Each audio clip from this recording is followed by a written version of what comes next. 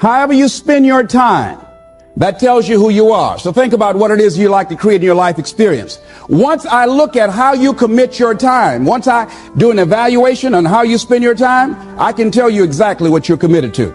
People that say they have dreams or want to open a business or want to do something differently than what they're now doing, they don't like their jobs, they're unhappy, they're unfulfilled. People who say they want to improve their income level, look at how they spend their time. How they spend their time, the commitment of their time, how they use that will really tell the truth.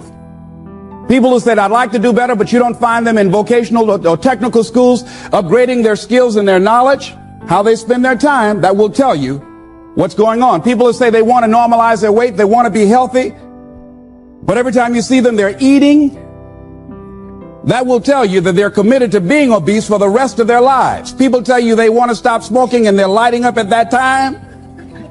Folk that say, I want to stop drinking, and every time you're in their face, they're reeking with alcohol, that will tell you what's going on. Don't have to listen to what they say, just watch what they do. Commitment shows up in your life in what you do. On the other hand, you can make the commitment to your life that you don't like the results that you have, and that you're going to do something about it. See, that power is available to all of us. People who look at life and decide, I want something different for myself. Carol Hatfield. Carol lives in Detroit, single mother, decided that she wanted to go into her own business, did not have enough money to do it. She wanted to have a health food store. She sold her car and used the money to start in a little storefront, a little hole in the wall. She rode to work on a bicycle. And then when she got enough money, she bought a motor scooter and did that for a long time. She's now a very successful person. She now has 3 health food stores. She said it was hard. It's a struggle, Les. She said, but I did it. She said, I made the commitment to do it, and I did it. Why is it that people are frightened by commitment? Because when you say the word commitment, that intimidates a lot of people. Why? Because it means you have to deliver. See, most people, you ask them, hey, look here, I'd like for you to do this. And they'll say, I'll try. I'll try means that is my escape clause. When I don't come through, it's really a polite no. I don't have the courage to tell you no, so I'll tell you I'll try. Hey, look here, I need you to come to this meeting. I'll try. I say, what do you mean? You're going to lean toward the meeting? Try and sit down. You either do or you don't. Try and take this pencil out of my hand. You either do or you don't. There's no such thing as try. So most people like to use that language. They don't want to commit themselves because commitment means, among many things, no excuse is acceptable. That's what it means. No excuse. That if you decided that you're going to do this, if it becomes hard, then do it hard. If it's difficult, so what? If it's inconvenient, so what? See, a lot of people made a commitment to come here tonight, but they looked outside and said, it's raining. The temperature dropped. It's cold outside. And they decide to give up on their commitment. And that's how people do about their dreams. They don't honor their commitment to themselves. Let me tell you what happens when you don't keep your commitment. Number one, it begins to deplete your self-esteem and it erodes your self-image. It weakens your faith in yourself. You don't feel good when you don't keep your commitments. The other thing is that you begin to develop weak relationships with people. People begin to realize they can't depend upon you.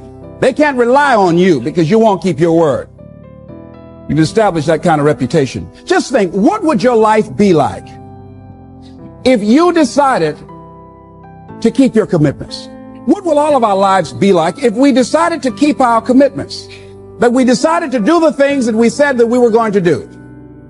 That we wouldn't even speak it unless we were going to do it. If we decided just for a week, just see what your life can be like. Let's do it for a commitment to make it a 7-day commitment that I won't say I will do anything unless I'm going to do it. And find out what your life will be like. Let me tell you what, if you follow it through, if you keep your commitment to the commitment, at the end of the 7 days, you'll feel strong and powerful. Because by honoring your commitment, each time that you do, that empowers you. whatever discipline that is required, whatever it is that you must do. So I'm suggesting, number one, commit yourself to live in the present. I saw the movie, The Dead Poets Society, Robin Williams, and it had a line in there, seize the moment. Many of us are not able to move forward and develop and manifest our greatness because we spend so much time looking back or worrying about the future. Seize the moment. See, you cannot go into the future and manifest your greatness when you have various things in your life that's blocking you. Let's look at how we can begin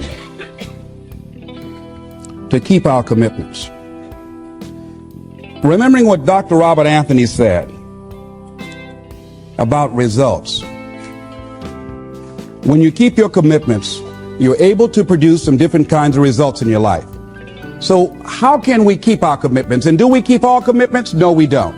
You will not be at 100%. However, you will have a greater percentage rate of maintaining your commitments to yourself, whatever those things might be. If it's going into business, if it's changing a habit that you know that works against you, if it's overcoming self-destructive behavior, if it's retraining your thinking, if it's reinventing yourself, if it's trying to begin to design your relationship differently, all of us have the possibility, by focusing and really harnessing our attention and concentrating on it, we really have available to us the power to honor our commitments in those particular areas. So number one, make it priority. See, no one would go get on an airplane if you thought your chances of getting there to your destination were as good as your luggage. Am I correct? See, and I say the reason that you will reach your destination more times than your luggage will is because the airline, and I'm glad that they do, has made it a priority to move the human beings from one point to the other safely. Not send you off to Boston or someplace with your luggage. So I'm not really upset when my luggage doesn't show up. I'm glad they delivered me, because they've made me a priority. See, they have made delivering you to your destination important. So if you want to honor your commitment, whatever you decide that you're going to do, make sure you make it important. Make sure it is priority. Keep it before you. The other thing is, whatever that you want to do, whatever you want to begin to create and beginning to manifest your greatness and strengthening your level of commitment, and it's really exercising your will. Find something that you want to do on your goal, one action step, but make sure it stretches you, that it challenges you, but it's doable, that you can do it.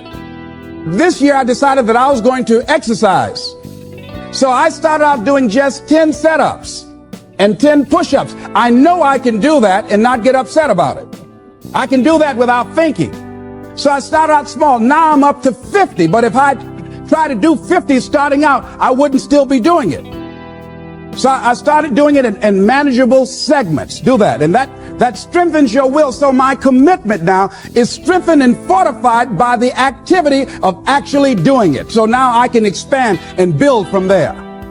When I decided to begin to manage my money differently, and I started saving 5% of my money, then I increased it to 10%. Then to 15%. So now I have disciplined myself to live off 75% of my income. I took discipline to do that, but I started watching how I was spending my money. I started keeping a log and following myself. So you want to begin to find something that is manageable, that you know that you can do. The next thing, in beginning to keep your commitments to yourself, have some friends that will hold you accountable, that won't let you off the hook, that won't tolerate anything less than the best from you.